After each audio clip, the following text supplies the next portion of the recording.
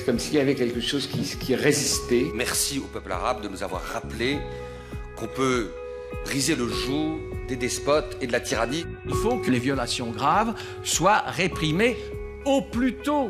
Il faut être dans la rue pour manifester et dire qu'on veut la démocratie. La démocratie, elle deviendra toujours ce que nous et nous seuls en ferons. C'est la fin d'un système, ça ne veut pas dire que c'est la fin du capitalisme. Il y a la place pour les citoyens, pour leurs initiatives. Une société qui ferait confiance aux jeunes en leur donnant la possibilité d'agir. Aux citoyens de faire cette perestroïka du capitalisme. Organiser des débats, y compris avec les citoyens qui aujourd'hui ne veulent plus subir une décision mais veulent être les coproducteurs du futur. Il n'y a pas d'autre destin que celui que nous construisons. Qu'on reprenne de la distance par rapport au temps réel. Savoir que l'autre, celui qui est en face de toi, possède des trésors qu'il peut t'apporter, quoi. Et que nous ayons la possibilité de fabriquer une espèce d'éducation commune. Nous sommes sur une planète miraculeuse. Il est temps aujourd'hui d'éviter d'en faire un supermarché, un champ de bataille. Nous dégustons 2 kilos de pesticides et d'insecticides par an. On devient fou. Il n'y a pas d'humanité, il n'y a pas d'homme avec un grand H, il n'y a pas de société sans culture. Le meilleur environnement pour l'homme, c'est sa création.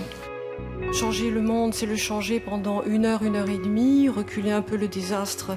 La moitié de l'humanité rêve de ce qui s'est passé et de ce qui se passe chez nous. Croire au progrès, c'est croire que le futur peut être différent du présent. Et la seule façon d'y parvenir, c'est de se poser des questions. Aujourd'hui, et pas seulement à ce qui pourra advenir demain si nous nous mettons d'accord sur un changement de système.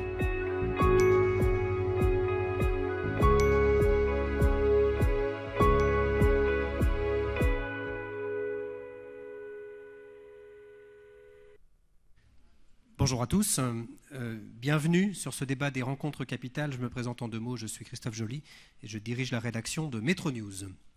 Alors cette année, pour la 3e édition des rencontres capitales, on va recenser 12 000 spectateurs, 130 intervenants, autour de 25 débats. Le programme est vaste puisque l'intitulé de cette édition 2013 c'est « Devons-nous changer de société ?»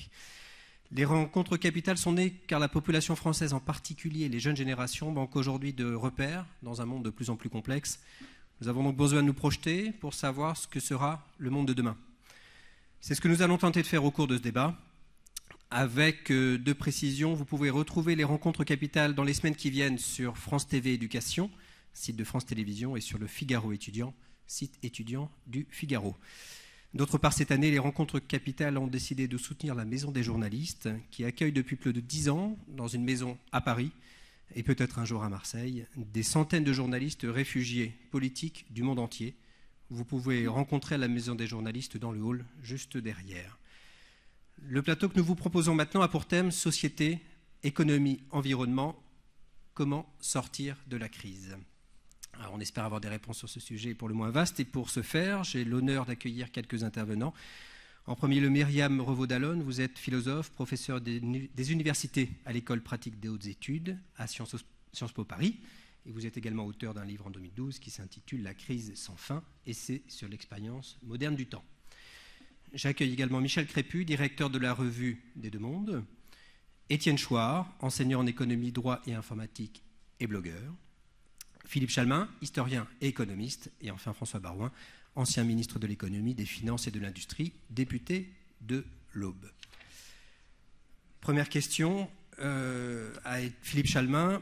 Le dernier budget non déficitaire de la France date de 1974. Peut-on dire que la France est en crise depuis cette date, qui correspond au premier choc pétrolier et à l'apparition du chômage de masse? Alors, oui et non. La crise de 1974 est une des 3 crises majeures que le monde, et pas seulement la France, ait connues durant le long XXe siècle. 29, 74, 2008 sont pour moi les 3 dates qui marquent quand même des ruptures. Et 74 a marqué, là encore pas seulement pour la France, une rupture majeure, même si, du point de vue macroéconomique, la crise, ça a été une petite récession au 2e semestre de 1974, ça n'a pas été grave. Mais par contre, c'est la fin de ce qu'on avait appelé les 30 glorieuses, et là où l'Europe avait eu un taux de croissance de 4%, 4%, hein, je répète bien pour ceux qui sont trop jeunes et donc qui n'ont pas connu ces temps heureux, taux moyen de croissance de l'Europe aux alentours de 4% durant la période 44-74 à peu près, eh bien, nous diminuons de moitié notre taux de croissance potentiel et on passe de 4 à 2%. Ça, c'est une rupture. Alors, c'est une rupture qu'à l'époque, on a parfaitement su amortir parce que on avait les expériences de la crise de 29, les politiques... Bon, j'allais dire, j'avais oublié que j'avais François Barouin à côté de moi, donc je vais être gentil pour les politiques. Donc les politiques s'étaient enfin mis à lire Keynes, et donc ils savaient que lorsqu'il y a une crise, il ne faut pas réduire les dépenses, mais plutôt les augmenter. Donc c'est ce qu'on a fait, et ça a permis incontestablement à la crise d'être plus ou moins digérée au prix, c'est certain, d'un gonflement considérable, à la fois des prélèvements, des dépenses publiques et donc globalement de l'armature de l'État-providence. Ce qui nous a permis finalement de vivre relativement sympathiquement sur les 20-30 années suivantes.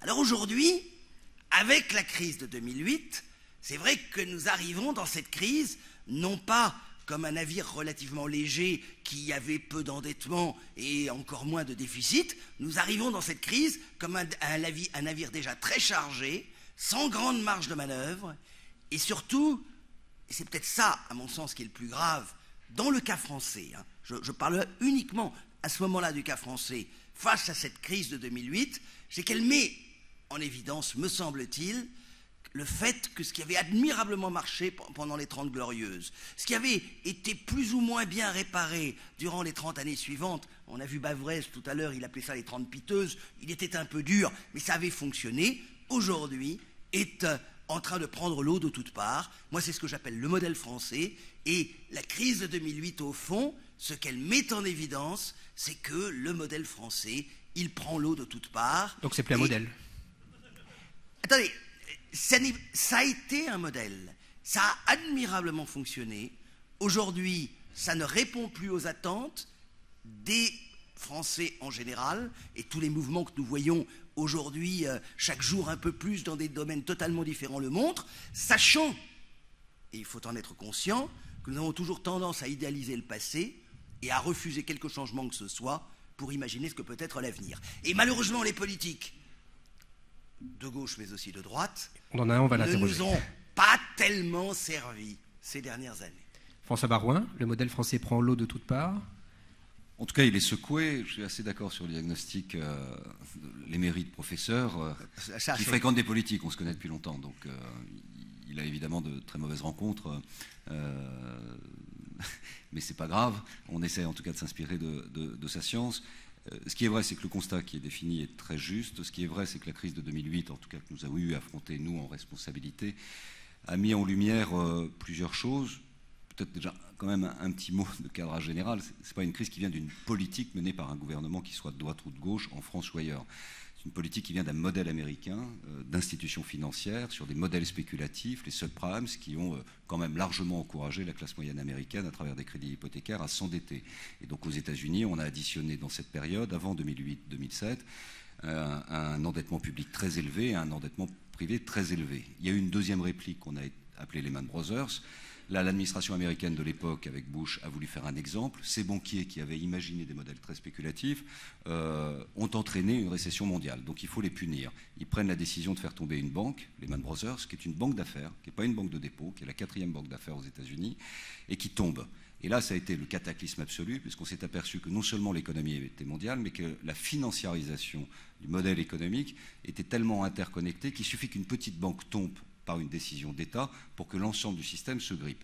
Et là, ce qui est vrai, dans ce qui a été exposé par Marshall Vin à l'instant, c'est qu'il y a eu une politique keynésienne de tous les États, c'est-à-dire qu'on a, pour soutenir l'activité économique, fait de la relance, on a fait de la dépense publique. Et comme tous les pays étaient déjà sous la ligne de flottaison, eh ben, la crise a traversé l'Atlantique et a impacté la zone euro et a en réalité souligné la question de la survie des États et du surendettement des États, de ce qu'on appelle les dettes souveraines. Et donc notre zone monétaire est rentrée dans une turbulence terrible. On est passé à ça de la catastrophe. Tout a été mis en place globalement pour essayer de faire en sorte de conserver l'unité à travers des plans de soutien autour de la Grèce. Le prix à payer aujourd'hui, quel est-il? Il est en effet un surendettement. Un pays comme la France est à aujourd'hui près de 95% de dette publique. On a un niveau de déficit qui est trop élevé. On a un financement de la protection sociale qui est erratique et qui soulève des questions en termes de solidarité. Et donc, on a des interrogations à peu près sur toutes les branches de l'État-providence, telles que ça a été évoqué, que ce soit sur la politique familiale, pour son financement, que ce soit sur la politique des retraites, en les raisons de l'allongement évidemment de l'espérance de vie et donc de la problématique de l'allongement de la durée du temps de travail. On a des problématiques autour de la politique de santé qui coûte très cher et on a un bloc de sources de dépenses dans le volet social qui est aujourd'hui le plus important de toutes les dépenses publiques dans un pays qui est le numéro 1 en Europe du taux des dépenses publiques par rapport à sa richesse nationale. Donc naturellement à la question est-ce que ce modèle est secoué? Oui. Dans un fondement ou dans plusieurs fondements à peu près dans toutes ces dimensions et quelle est l'acceptabilité de la société française très attachée à ces perfusions publiques, c'est toute la question aujourd'hui que l'on peut lire avec des mouvements qui se déroulent dans la rue. Rétrospectivement, est-ce que vous dites que vous auriez pu faire plus? Nous, on n'a pas bénéficié d'un point qui nous a handicapés très largement, c'est qu'on n'a pas eu le soutien de la Banque Centrale Européenne tel qu'on l'aurait souhaité, puisque le cadre du traité de Maastricht, le cadre du traité européen, permettait à la Banque Centrale Européenne d'être prêteur en dernier ressort des établissements bancaires, mais ne permettait pas à cette Banque Centrale Européenne d'être ce qu'on appelle prêteur en dernier ressort des États en difficulté. En d'autres termes, ce que fait la Banque d'Angleterre en achetant les titres des obligations du Trésor britannique, ou ce que fait évidemment la Banque Centrale Européenne qui achète tous les mois 85 milliards de dollars de titres du Trésor américain, la Banque Centrale Européenne l'a toujours refusé. Mais il y a une raison historique à cela, c'est que la Bundesbank avait un poids considérable dans la doctrine de la Banque Centrale Européenne. Et pourquoi la Bundesbank avait un poids considérable? C'est parce que l'histoire de la grande crise de 29, avec un surendettement et une surinflation, a créé un tel traumatisme dans les générations post-guerre en Allemagne qu'ils luttent contre le surendettement et la surinflation, ou qu'ils apprennent la lutte contre le surendettement et la surinflation, comme ils apprennent l'orthographe, la grammaire et les mathématiques, et qu'il y a un consensus politique autour de cela. Ils ont tenu bon. Et il s'est passé un événement qui est un joker exceptionnel pour la zone euro aujourd'hui, qui était assez inattendu, c'est qu'au mois de juillet 2012, lorsque l'Italie était déjà à des taux d'intérêt à 7%, a failli être massacrée par les marchés, c'est-à-dire ne pouvait plus avoir accès au marché.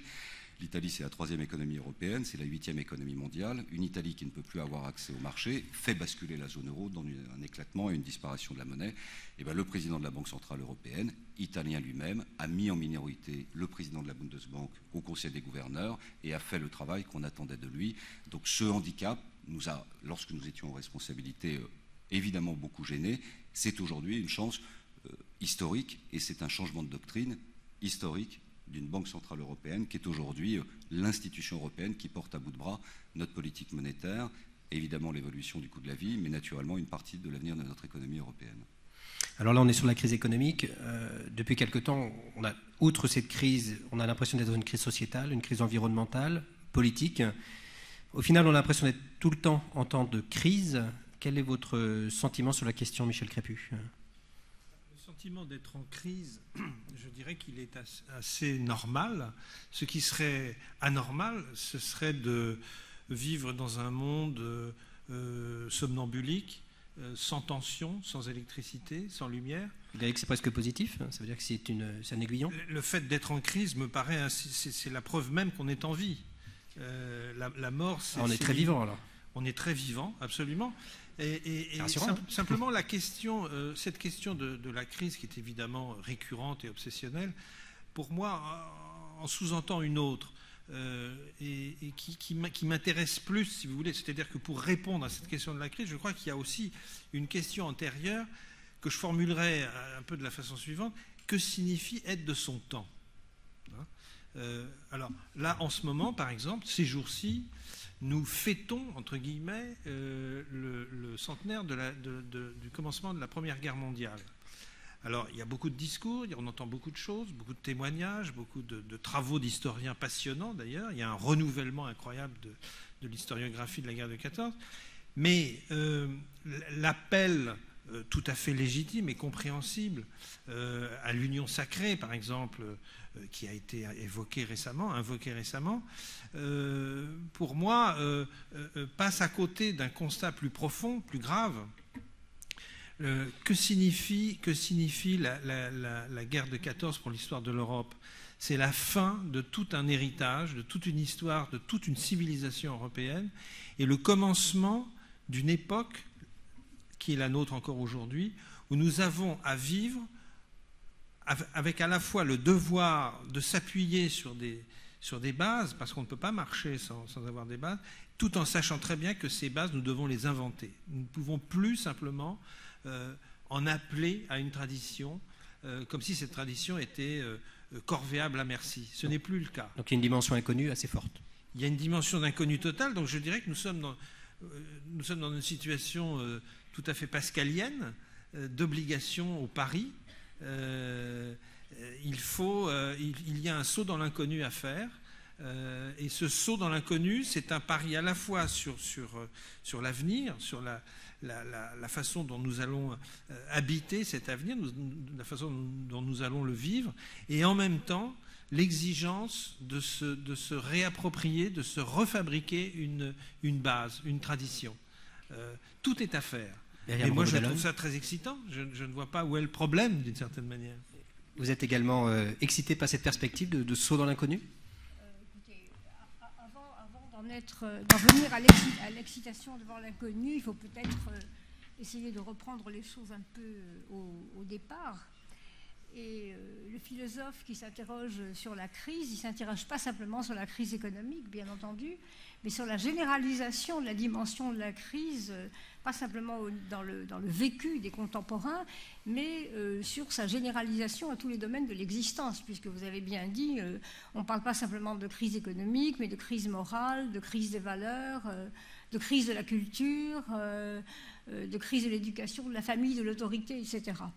Alors, quand on en vient, effectivement, si la question fondamentale, et là je suis assez d'accord avec Michel Crépu, la question fondamentale, c'est que signifie être de son temps?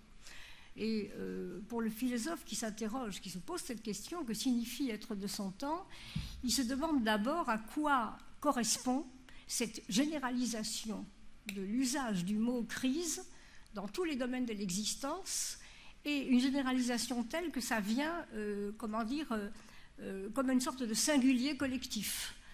On parle de la crise avec un L majuscule et un C majuscule. Ça veut dire qu'il est galvaudé aussi? Hypersens, il devient galvaudé, ce terme de crise? Quand on entend, par exemple, même les commentateurs, les journalistes, le matin, sur les radios, sur les matinales, les économistes ne parlent même plus, ils ne disent plus la crise économique et financière, ils disent la crise. Donc, je me suis interrogée sur, d'une part, la généralisation de cet usage de la crise, de ce singulier collectif, et aussi sur les transformations de cet usage. Parce qu'il faut se demander d'abord qu'est-ce que c'est qu'une crise, qu'est-ce que c'est que la crise et d'où ça vient. La première occurrence de la crise, ça vient du domaine médical, ça vient des Grecs. Crise vient du mot grec crisis, et la crisis, dans le domaine médical, c'est le moment décisif où, dans l'évolution d'une maladie, il va y avoir une sortie de crise. Cette sortie de crise, ça va être soit la guérison, soit la mort. Et chez les Grecs, dans les autres domaines, que ce soit la tragédie, que ce soit le domaine politique et militaire, par exemple chez Thucydide, quand il parle de la guerre du Péloponnèse, il dit que c'est la plus grande crise qui ait jamais ébranlé la Grèce, de façon tout à fait paradoxale. Qui dit crise dit moment paroxystique dont on va nécessairement sortir, je dirais presque par la force des choses, par le dénouement des situations. Donc toute crise appelle son dénouement. Or, nous sommes exactement aujourd'hui dans une situation qui nous paraît la situation inverse. C'est-à-dire, nous sommes dans une crise qui nous apparaît comme un état et non plus comme un moment. Un état dont on ne voyons pas l'issue, on a beau en invoquer la sortie de crise, et même si je suis assez d'accord avec vous pour considérer qu'il y a quelque chose de tout à fait fécond dans le fait qu'être en crise, c'est être d'une certaine façon en vie, ce que d'ailleurs signale la source médicale du mot, il faut d'abord s'interroger sur cette espèce au fond, d'usage complètement paradoxal de la crise aujourd'hui, qui est presque une contradiction dans les termes. La crise permanente, est-ce que c'est encore une crise? ou est-ce que c'est autre chose? En soi, une crise ne peut durer, c'est ça? C'est ce que vous êtes en train de dire? C'est-à-dire qu'en fait, au sens strict du terme, une crise est un moment, elle n'est pas un état. Puis je voudrais aussi ajouter autre chose, c'est que le mot crise a la même étymologie que le mot critique. La crise et la critique relèvent d'un domaine où les deux significations sont liées. Par exemple, le médecin qui va formuler un diagnostic, qui va élaborer un pronostic, il fait usage d'un certain esprit critique, c'est-à-dire au fond d'une certaine distance par rapport au traitement qu'il propose, de la même façon que dans l'analyse d'une situation, l'esprit critique est absolument nécessaire. Or, on peut s'interroger aujourd'hui sur l'existence d'un esprit critique qui nous permettrait d'analyser précisément cet état dans lequel nous sommes plongés avec toute la distance nécessaire, parce que j'insiste sur le fait que la crise, ça désigne à la fois une réalité objective, c'est-à-dire il y a effectivement des éléments, il y a une crise financière, il y a une crise économique, il y a une crise de l'autorité politique, de l'autorité judiciaire, etc. Ce n'est pas la peine de multiplier les exemples, c'est une évidence pour nous. Donc il y a une réalité objective et il y a en même temps une crise au niveau du vécu. Et ça, c'est extrêmement important, c'est-à-dire une crise qui est vécue de manière absolument subjective par les individus qui sont en crise, et les collectivités, et qui se traduit par du désarroi, de l'angoisse, de l'inquiétude. Alors l'inquiétude, c'est quelque chose d'extrêmement positif. L'inquiétude, c'est la vie, c'est le contraire de la tranquillité, de la quiétude au sens de l'immobilité, mais l'inquiétude, c'est aussi un sentiment très problématique parce que ça peut donner, comme on le voit aujourd'hui, on peut aller vers des élaborations positives, mais on peut aussi aller vers des renfermements, vers des clôtures et des choses extrêmement négatives. D'accord. On va poser une question. Je vais vous poser une question qui m'a été transmise via France TV Éducation. Y a-t-il des différences fondamentales entre la crise que nous vivons actuellement, je suis désolé, on va réemployer ce terme un peu galvaudé et qui n'a guère de sens, notamment au niveau médical, et celles qui ont émaillé le XXe siècle? On parle de 1929, de 1974 à nouveau. Étienne Chouard, quelle est votre perception? Il y a un point commun assez fort avec la crise de 29 et la plupart des grandes crises, c'est l'inflation monétaire qui a précédé. L'inflation au sens de augmentation de la taille de la masse monétaire. Comme vous savez, ce sont les banques privées qui créent la monnaie, et elles créent la monnaie au moment des emprunts. Et dans les périodes d'euphorie, tout le monde a envie d'emprunter parce que tout le monde fait des paris sur l'avenir, et tout le monde a envie d'emprunter parce que tout le monde pense que ça va bien se passer. C'est Maurice Allais qui décrit ça, et Clément Juglar, enfin c'est des théoriciens, des économistes qui ont travaillé là-dessus, c'est tout à fait passionnant, et qui ont corrélé les crises avec la liberté de créer de l'argent pour les banques privées, qui fait que nous créons l'argent en fait en fonction de l'ambiance, en fonction de notre humeur. Ce qui est complètement extravagant, parce que nous n'avons pas besoin d'argent en fonction de notre humeur, on a besoin d'argent tout le temps, un peu comme un organisme a besoin de sang. Mais il se trouve que par le mécanisme de la création monétaire, comme en 1929, la crise de 1929 a été précédée d'une quantité extravagante de crédit et de l'inflation et d'une prise de risque insensée qui vont avec. Et quand l'ambiance se retourne, quand on passe de l'euphorie à la déprime, tout marche à l'envers, et dans l'autre sens, et cette fois-ci, les acteurs, qui sont tous procycliques, il n'y a qu'un seul acteur contracyclique là-dedans, c'est l'État qui pourrait réguler dans les deux sens, c'est ce que souligne Keynes. Quand l'ambiance se retourne, tout le monde se met à avoir peur de l'avenir, on emprunte moins, on prête moins, et on a donc moins de monnaie, puisque je n'ai pas le temps de développer le mécanisme de la création monétaire, mais c'est au moment où nous empruntons que nous créons l'argent qui va ensuite circuler. Mais si nous n'empruntons pas, nous n'avons plus cet argent. Et quand le marché se retourne et que nous avons de moins en moins de monnaie, ça finit ça finit en récession non nécessaire. La façon dont nous créons la monnaie est idiote. Absolument idiote et non nécessaire. Le problème, c'est que les gens qui ont le premier compris comment on crée la monnaie ont pris, malheureusement, le pouvoir politique. Ils l'ont compris avant les princes, et ils ont tenu ensuite les princes par la tenaille financière. Les premiers, ça a été le roi d'Angleterre, qui a abandonné la création de la banque dite d'Angleterre aux banquiers de Londres. Et puis ensuite, nous, c'est la Banque de France, qui était une banque dite de France, qui est une banque privée. Et c'est comme ça partout.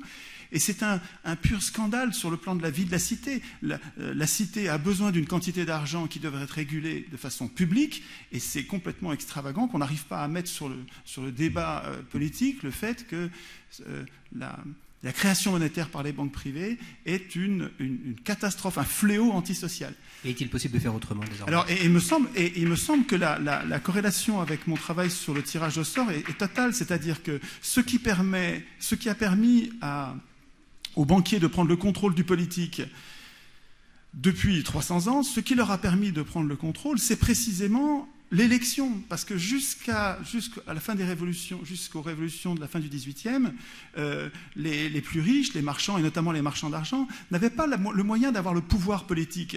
Ils avaient contre eux le clergé, ils avaient contre les princes, ils avaient contre les nobles, et ils avaient contre eux des tas de contre-pouvoirs. Ce qui s'est passé fin du XVIIIe, c'est qu'ils ont mis en place l'élection, c'est-à-dire ce qu'ils ont appelé le suffrage universel, c'est-à-dire la désignation de maîtres. Le suffrage universel, ça devrait être nous qui votons nos lois. Non, ils ont bien pensé leur affaire. Ils ont dit le suffrage universel, ça va être la désignation de maîtres qui vont tout décider à votre place. Et l'élection, moi, ce que je vois depuis 200 ans, c'est que l'élection, elle permet aux riches d'acheter le pouvoir politique comme on achète des savonnettes. Et que 200 ans de gouvernement représentatif, depuis la Révolution française, donnent le pouvoir des riches tout le temps, absolument tout le temps. Et quand les mineurs font la grève, on leur tire dessus. Alors que 200 ans de tirage au sort à Athènes ont donné pendant 200 ans le pouvoir aux pauvres. Parce que c'était un homme, une voix, non pas pour désigner des maîtres, mais un homme, une voix pour voter ses lois. Ce n'était pas les tirés au sort qui votaient les lois à Athènes, c'était les citoyens. Les citoyens athéniens étaient autonomes, ils produisaient leurs droits. Est-ce qu'on peut relativiser quand même l'escroquerie de la démocratie athénienne? Car dans la démocratie athénienne, je vous rappelle qu'il y avait des citoyens. Des citoyens, oui, je parle d'eux. Et quelques citoyens. Oui. Il n'y avait pas de citoyennes. Les étrangers qui faisaient tourner l'économie, les métèques, n'existaient pas. Oui. Il y avait des esclaves. Oui. Vous êtes en train de nous faire une sorte d'éloge de l'émirat de Doha. Mais quoi, vous prétendez pas que je défends l'esclavage? Évidemment pas. Relativisons l'éloge qui est un peu tarte à la crème de la démocratie athénienne. Mais non, mais c'est pas une tarte à la crème. Il n'est pas du tout question de faire de la démocratie athénienne un modèle. Pas du tout. Bien sûr, si je disais ça, je dirais une ânerie. C'est pas ça. Je dis à Athènes, dans le peuple d'Athènes, à l'époque, il n'y avait pas les femmes. À l'époque, il n'y avait pas d'esclaves, mais ce n'était pas spécifique à la démocratie athénienne. À Sparte, c'était pareil. Dans toutes les cités du monde, on traitait mal les femmes et il y avait des esclaves. Ça n'est pas spécifique de la démocratie athénienne. Il est donc injuste de lui reprocher. Par contre, à Athènes, comme c'était un homme, une voix, dans le corps des citoyens de l'époque, faites-moi le crédit de penser que je ne suis pas esclavagiste. Dans le corps de citoyens de l'époque, il y avait des riches et des pauvres. Et il y avait plus de pauvres que de riches. Et comme c'était un homme, une voix pour voter les lois, et que grâce au tirage au sort qui organisait la rotation des charges, ils avaient des représentants qui étaient leurs serviteurs et pas leurs maîtres, eh bien c'est pendant 200 ans, ces gens-là ont voté eux-mêmes leurs lois. Ils étaient des citoyens, donc ils étaient autonomes. Ils produisaient eux-mêmes leurs droits. Et ça changeait tout. Résultat. Et c'était pas la gabegie, il y avait quand même des riches, et des riches qui vivaient bien leur vie de riche, mais en plus d'être riches, ils n'avaient pas le pouvoir politique, ils n'avaient pas en plus la richesse politique. La catastrophe qui a fait le capitalisme fin du XVIIIe, c'est que l'élection, le faux suffrage universel, a synchronisé le pouvoir économique et le pouvoir politique, et que maintenant les plus riches sont en même temps ceux qui ont le pouvoir politique, et donc le pouvoir politique de voter des lois qui les rendent encore plus riches. C'est une catastrophe sociale, mais non nécessaire. Il ne dépend que de nous de reconsidérer la façon dont nous désignons nos représentants. Nos représentants devraient être beaucoup plus sous contrôle. Ils devraient... Le tirage... Je ne veux pas monopoliser la parole, mais Myriam Revaud-Dallon bouillonne à côté de vous. Je vous l'arrange, j'en prends tout à l'heure. Très, très calmement, un petit rectificatif au sujet de la démocratie athénienne, à laquelle je suis moi-même extrêmement attachée. Le tirage au sort dans la démocratie athénienne ne concernait pas toutes les fonctions, et précisément, pour répondre à ce que vous dites, le tirage au sort des magistrats ne concernait ni la conduite de la guerre, ni les finances. Bon. Ce qui, d'une certaine façon, contribue à entamer très sérieusement votre raisonnement sur la compétence universelle des citoyens. Ceci dit, c'est vrai que, mais pour ne pas, si vous voulez, simplifier, excessivement les choses, puisque vous avez engagé un débat sur la nature de la démocratie, qui pourrait d'ailleurs nous faire réfléchir sur ce que c'est que la crise de la démocratie. La façon dont s'exerce le pouvoir dans la démocratie athénienne et la façon dont s'exerce le pouvoir dans la démocratie moderne est tout à fait différente.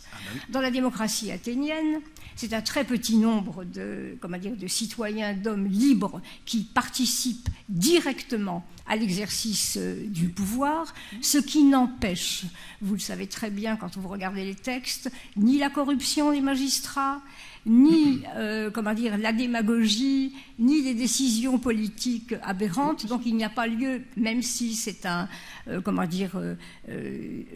une source absolument fondamentale de notre exercice démocratique, il n'y a pas lieu non plus d'idéaliser ce modèle qui ne peut concerner qu'un territoire extrêmement peu étendu et un petit nombre de citoyens.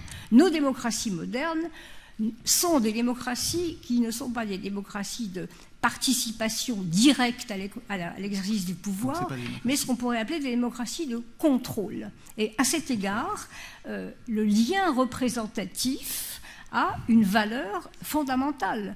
Le lien représentatif, ce n'est pas simplement le suffrage universel. La démocratie, ce n'est pas simplement un homme, une voix.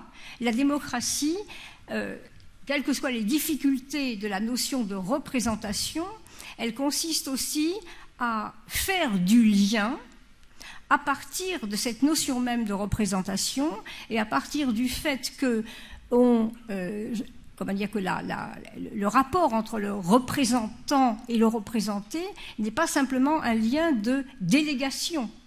Je me permettrai de me référer à un auteur un philosophe politique fondamental qui est Hobbes, et qui utilise une métaphore extrêmement intéressante pour qualifier la question de la représentation.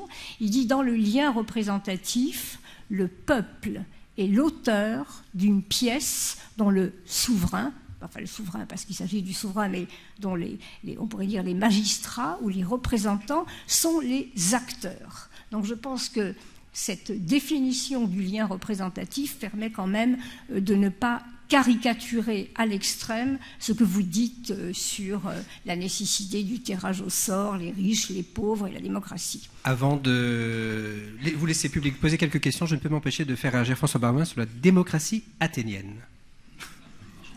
Je suis désolé, mais il y a des envies comme ça. J'ai écouté M. Chouard. Vous avez quelques minutes de réflexion. Non, mais je ne connaissais pas vos théories. Enfin, je les trouve assez baroques, pour tout vous dire. Pas inintéressantes. Je veux dire, l'histoire philosophique, intellectuelle est jalonnée de projets, de situations. Le tirage au sort existe d'ailleurs encore aujourd'hui dans une société très avancée comme la nôtre. C'est le cas pour les cours d'assises, mais ça se fait sous contrôle de magistrats professionnels et ça n'empêche pas le peuple, par la voix de ses représentants choisis à travers le tirage au sort, d'être accompagné, aidé pour avoir un jugement qui ensuite leur favorise l'expression au nom de la société d'une réponse adaptée aux crimes qu'ils ont à juger.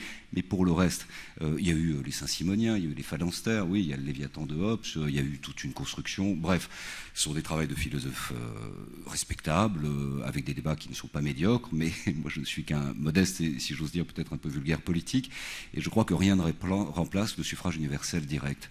C'est-à-dire que la possibilité pour le peuple, à un instant T, dans le cadre d'un mandat qui est confié, on n'est propriétaire de rien, de dire je suis d'accord ou je ne suis pas d'accord. Et si les gens ne sont pas d'accord avec la politique, la proposition, dans une démocratie représentative, avec des assemblées parlementaires qui incarnent l'expression de la volonté générale, dont la loi doit être dans l'esprit de l'expression de la volonté générale, qui s'appuie sur une majorité, c'est peut-être comme on dit de très illustres personnalités, Philippe Chalmin, que j'ai abusivement appelé Marc tout à l'heure, mais parce que je pensais aux agences de notation, et du coup je pensais à Marc Ladret-Lacharrière, qui lui-même est président d'une agence de notation, et dont j'ai été un peu entraîné dans mon cercle terrible de ma déformation professionnelle. Donc je m'en excuse auprès de lui, mais pour dire que je rebondis sur lui, au final, si vous n'êtes pas d'accord avec ce qui se passe, vous votez contre. D'ailleurs, c'est ce qui nous est arrivé. On était au gouvernement, on a été battus. Maintenant, il y a un nouveau président, il y a un nouveau gouvernement. Si d'aventure, ce que je n'ose imaginer, il y a un désaccord d'une majorité de la population française dans quelque temps, eh bien, ils en changeront. Et ce sera très simple et tout le monde en sera, ou pas, très content. J'adore ce propos sibyllin.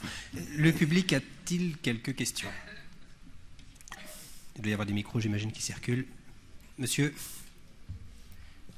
Est-ce qu'on a des micros? Oui. Est-ce que M. Chouard pourrait ramener le débat non pas à la démocratie athénienne, on ne va pas faire de l'histoire aujourd'hui, mais cette question de la création monétaire, que la banque est privée, ceux qui produisent l'argent le produisent parce qu'on s'endette, et que le gouvernement français, comme aucun gouvernement au monde, ne peut frapper monnaie, qui est, comme disait M. Chouard, le sang. Vous avez compris ma question, M. Chouard? Alors, le lien que je fais, c'est que nous n'avons pas de problème technique. Il y aurait des solutions techniques à la soi-disant crise que nous vivons, aussi bien sur le plan sociétal, écologique, économique. Quand on vit au milieu des militants politiques, on s'aperçoit que des solutions techniques, il y en a plein, et qu'en fait, notre problème, c'est un problème d'impuissance. Notre problème, il est politique. Nous n'avons pas de problème technique au pluriel, nous avons un problème politique au singulier. Nous ne sommes pas représentés. On a l'impression que... Alors, j'ai regardé encore une vidéo de vous hier, je trouve vraiment séduisant, mais c'est incroyable. Je vous donnerai le bon Dieu sans confession. Mais en même temps, je me dis, mais c'est affreux, parce que cet homme qui est si admirable, en même temps, ce qu'il fait, et je suis complètement en opposition avec. Alors, le problème avec les politiques, c'est qu'ils se mettent progressivement en dehors de tout contrôle, et que les élections, en fait, ne permettent pas d'exercer un contrôle. Les élections sont un contrôle très insuffisant. Il faudrait pouvoir révoquer les acteurs quand on n'est pas content, à tout moment, et pas seulement lors des élections. Une police des acteurs politiques, bien sûr, mais pourquoi pas? Mais pourquoi vous voudriez pas une police des... Mais pourquoi pas une police des acteurs politiques? Bien sûr. Non, mais ça pourrait être des jurés citoyens tirés au sort qui jaugeraient pas seulement les crimes et les délits, mais aussi qui surveilleraient... Et qui nommerait cette police, on peut savoir? Les tirs au sort. On pourrait les tirer au sort. Et comme à Athènes, les tirs au sort étaient eux-mêmes contrôlés par d'autres tirs au sort, parce qu'on n'est pas fous, hein. Mais bien sûr. Mais ça a marché pendant 200 ans très bien, hein. Alors, Michel Crépé, je vous laisse réagir et ensuite on va prendre une autre question. J'ai aucune envie de réagir à des propos. Non, moi je vais revenir quand même. Je voudrais revenir sur la question monétaire. Là où M. Chouard a raison, c'est qu'effectivement, il y a un parallèle évident entre 29 et 2008. Dans l'un et l'autre cas, nous avons eu une bulle, une euphorie. Et l'euphorie d'ailleurs très inquiétante. Méfiez-vous, lorsqu'un économiste vous dit « tout va bien », le soleil brille et va continuer à briller, c'est le moment d'aller acheter un parapluie. Économistes et météorologues ont un art de se tromper. Il y avait un très célèbre économiste qui s'appelait Irving Fisher. Il est passé à la postérité, le pauvre homme, parce que le 15 octobre 1929, il était allé dire « les valeurs ont atteint un niveau, le niveau d'un haut plateau permanent ». Le 24 octobre, c'était le jeudi noir, ça se cassait la figure. Mais ça, j'en ai aussi, mais comme ils sont vivants, je ne les cite pas, pour la crise de 2008, c'est pareil. Donc, c'est vrai qu'il y a une phase d'euphorie, le robinet du crédit marche, etc. Il y a un moment où, ça a été le cas en 1929, les actions avaient flambé vers le haut, mais il y a un moment où les gens se disent... à ce niveau-là, je vais quand même commencer à réaliser mes bénéfices, tout le monde le fait, le marché s'effondre, on a eu la même chose. Alors, ensuite, on peut se dire, est-ce que c'est parce qu'il y a eu trop de création monétaire, pas assez de création monétaire? Les discussions seront très vastes. En 29, on a aggravé la crise par des politiques de déflation, c'est-à-dire qu'on a fermé tous les robinets. En 74, on s'en sort en ouvrant les robinets.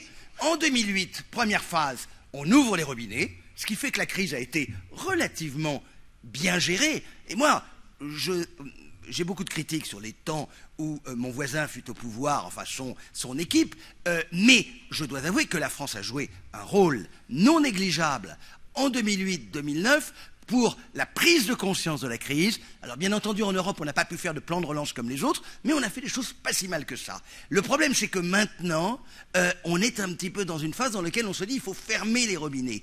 Et c'est ça un peu l'erreur. Voyez-vous, pour moi, la grande crainte que j'ai aujourd'hui, c'est un horrible mot qui est en train d'arriver aux Espagnols. On n'en est pas loin, c'est ce qui s'appelle la déflation. Et la déflation, c'est dramatique. Parce que si vous pensez que demain les prix seront moins chers qu'aujourd'hui, vous n'allez rien faire, vous allez attendre demain. Or, malheureusement, l'histoire économique nous montre une chose. c'est que la seule manière de sortir des crises, ça a été le cas en 29, ça a été le cas en 74. Et au fond, la seule vraie morale du capitalisme, l'inflation. L'inflation, c'est merveilleux, parce que ça permet, alors j'en suis désolé, ça permet de ruiner la veuve de Carpentras, de ruiner le rentier, de rééquilibrer le partage entre capital et travail, et puis on repart à zéro. Et si vous regardez l'histoire, toutes les 2 ou 3 générations, on a ruiné le rentier par un bon vieux coup d'inflation. Et ça vaut tous les tirages au sort. Je vais reprendre une... Monsieur voulait poser une question. Je vais vous demander qu'elle soit brève et on va faire en sorte que les réponses soient brèves pour pouvoir enchaîner. En sortant de la pièce, on doit sortir de la crise. Donc, il nous reste 3 quarts d'heure. Donc, monsieur avait une question. Oui. Oui, vous parlez tout le temps des 30 glorieuses, mais ça c'est une mascarade, il n'y a jamais eu de 30 glorieuses. Moi j'ai commencé à travailler en 1970, j'ai touché mon premier salaire, monsieur, j'étais pas du tout glorieux, j'étais pas content. Il n'y a jamais eu 30 glorieuses, monsieur. Tout ça c'est du pipeau, il y avait du travail parce qu'il y a eu la guerre, si je tue la moitié de la salle, ici il y aura du travail, monsieur. Bon, je veux dire, vous comprenez rien du tout, vous comprenez. Les 30 glorieuses, c'est pas vrai, il y avait du travail comme ça. Et après je voudrais à... Bon, je vais prendre les 30 glorieuses. Heureusement que j'habitais chez ma mère, et j'aurais posé une question aussi au beau Barouin, là, très beau Barouin, il est magnifique. Avec de la housse, là, vous pourrez faire une compétition, là, les femmes ici, vous pourrez après le draguer. Bon, je plaisante, heureusement, on peut plaisanter, parce que vraiment, si on ne plaisante pas, maintenant, on n'a plus qu'à se suicider. Alors voilà. Alors bon... Vous avez une question? La deuxième question, voilà, c'est la Fed. Alors la Fed voulait carrément faire de la planche à billets. Les Américains aussi, c'est la Fed. La Fed, regardez, la Banque Centrale Américaine, elle prête à tout va.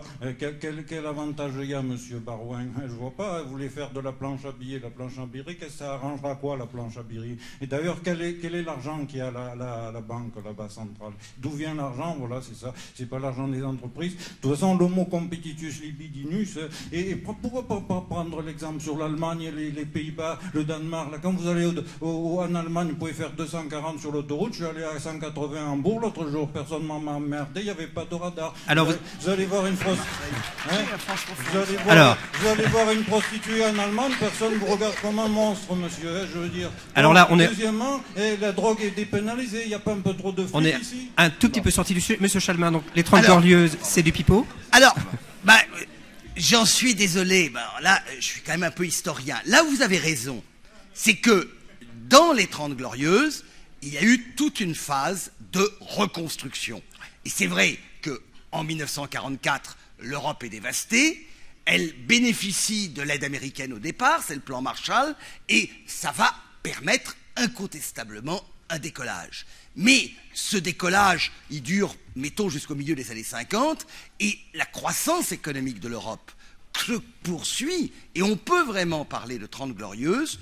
Pratiquement, l'expression était d'Alfred Sauvy, mais on peut parler de 30 glorieuses pratiquement jusqu'à la crise de 74. Quand vous avez un ensemble de pays, même une fois passé le rattrapage, qui roule à 4,5 de croissance, le rattrapage est extraordinaire, l'amélioration du niveau de vie est fabuleuse. Il faut bien se rendre compte que, grossièrement, quand vous regardez la France au XXe siècle, vous avez une immense stagnation, grossièrement, entre 1900 et 1945. Et à partir de 1945, vous voyez une amélioration extraordinaire du mode de vie. Alors, je ne dis pas que ça soit le bonheur. Les économistes ne savent pas mesurer le bonheur. Mais le mode de vie, ça a été le frigidaire, ça a été le téléphone, ça a été la voiture, ça a été la télévision. Alors, est-ce que la télévision est une forme de progrès? Je n'en sais rien. Mais il y a eu une amélioration globale du mode de vie des Français. Et je vous le rappelle, jusqu'en 1974, on est en plein emploi. On peut dire qu'effectivement, quand on regarde à l'aune des 2 siècles précédents, la période des 30 glorieuses est une période extraordinaire pour la France. Et c'est à ce moment-là, d'ailleurs, que se construit vraiment. C'est l'apogée du modèle français, y compris en termes sociaux. On poursuit ce qui avait été ouvert en 1936. Les congés payés, on passe de 15 jours en 1936 à... Alors, il y a 68, bien entendu, mais ça augmente la couverture sociale. L'espérance de vie ne cesse d'augmenter. Donc, je vous assure, regardez un peu dans le rétroviseur, ce furent des années extraordinaires. Que vos enfants... Comment ? Non, il n'y avait pas... L'inflation démarre vers la fin des années 60. Il n'y en a pas énormément. Ou pas beaucoup, quand même. Bon. Alors, on va... Je vous laisserai compétitus libidinus. Non, la planche à billets, je pense qu'on va enchaîner sur la notion de crise. Myriam Revaud-Dallon, vous avez écrit un ouvrage intitulé « La crise sans fin ». Je voudrais que vous reveniez sur cette notion de crise sans fin. Oui, enfin, la crise sans fin, le sous-titre du livre, c'était... Essai sur l'expérience moderne du temps. Expérience moderne du temps. Alors, ce que je voudrais dire, c'est que quand j'ai parlé de la crise sans fin, ça ne voulait pas dire que c'est une crise dont on ne sortira jamais. Hein. Je disais que la perception que nous avons de la crise, comme d'une espèce d'état dont nous ne voyons pas l'issue ou la sortie, était liée à la perception ou au sentiment que notre société avait de son rapport au temps, et en particulier à la perception que notre société avait de son avenir et de ses perspectives d'avenir. Quand la notion de crise s'est généralisée au-delà du domaine médical à l'ensemble de l'expérience politique et sociale, c'est au XVIIIe siècle. C'est grosso modo avec la philosophie des Lumières, avec le début de la modernité. Par exemple, le premier qui utilise le terme de crise économique et financière, c'est le marquis d'Argenson, le ministre de Louis XV. C'est Rousseau qui, 20 ans avant la Révolution française, écrit « Nous entrons dans l'état de crise et le siècle des révolutions ». Donc il y a ici quelque chose qui fait que l'émergence de la modernité est liée à la notion de crise. Pourquoi ? Parce que la modernité, c'est une rupture radicale avec tout ce qui précède. C'est une volonté de rupture radicale avec la tradition, avec les autorités établies, avec le dogmatisme religieux. C'est une revendication d'autonomie absolue, ne juger que par soi-même, sans se régler sur des prescriptions antécédentes. Et donc, c'est d'une certaine façon, la modernité, une rupture avec les repères qui étaient des repères hérités de la tradition. Et il y a à ce moment-là un problème qui se pose, c'est comment l'homme moderne va-t-il légitimer ses actions ? Comment l'homme moderne va-t-il légitimer son orientation intellectuelle, son orientation politique ? De quoi va-t-il s'autoriser pour agir, pour se repérer, pour penser ? Donc vous rejoignez Michel Crépu sur la dimension inconnue, finalement. Attendez, oui. Mais ce que je voudrais dire, c'est qu'il y a un problème fondamental ici qui remonte ici à 2-3 siècles et pas simplement à 10 ans. Et peut-être qu'il est nécessaire de le... Vous m'avez posé la question. Oui. Donc j'essaie d'expliquer ce que j'ai voulu dire. On va écouter la réponse. Voilà. En bon élève. Au moins une réponse intellectuelle, sinon une réponse de sortie de crise, mais poser les bonnes questions, ça permet quelquefois de réfléchir correctement. Et d'une certaine façon, ne pouvant plus s'autoriser du passé, les sociétés modernes se sont, je dirais paradoxalement, appuyées sur le futur qu'elles espéraient pour pouvoir légitimer leur action. Et ce futur, il a été habité fondamentalement par l'idée de progrès. C'est-à-dire que les sociétés modernes sont des sociétés qui ont installé l'idée de progrès au centre même de leur devenir historique et de l'idée qu'elles se faisaient de leur devenir historique.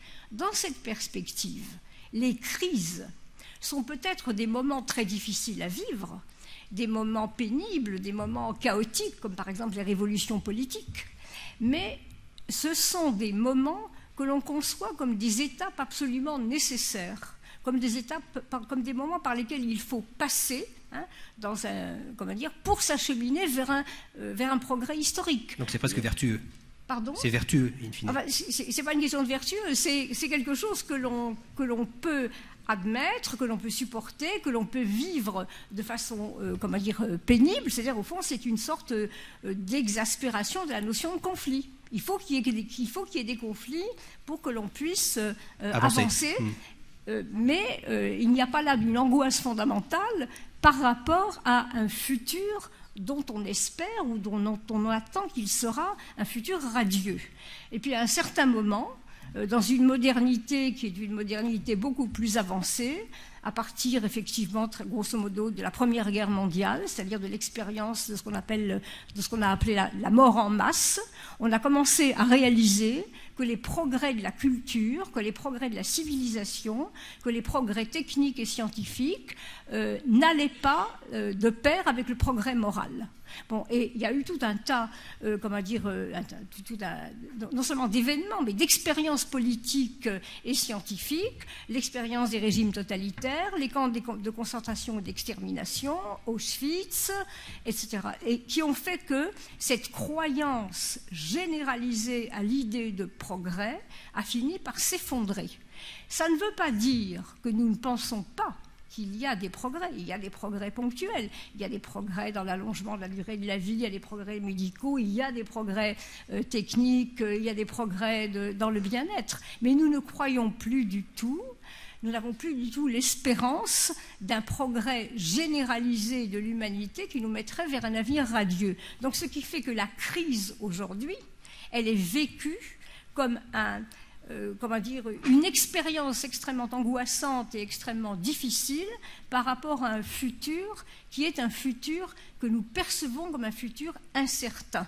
Et je pense que c'est cela que j'ai voulu dire en parlant de la crise sans fin, en insistant sur le fait que notre rapport subjectif à la crise est aussi le révélateur d'une expérience du temps. Toute société, quelle qu'elle soit, a un certain rapport au temps. Et c'est absolument fondamental. Toute société, quelle qu'elle soit, pense son passé, son présent, son avenir. Vous l'avez dit, Michel, à propos de la commémoration de la guerre de 14, c'est aussi ça signifie quelque chose.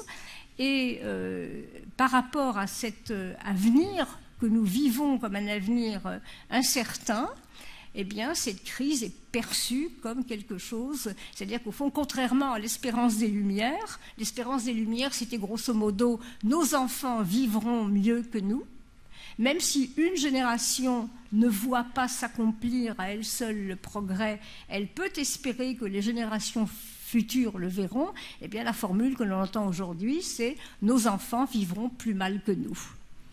Michel Crépu, vous avez consacré précisément un dossier en 2011 à la Revue des Deux Mondes sur la psychologie de la crise. Je voudrais que vous m'en disiez plus sur la succession d'événements qui nous a conduit à la situation actuelle, justement, au niveau psychologique.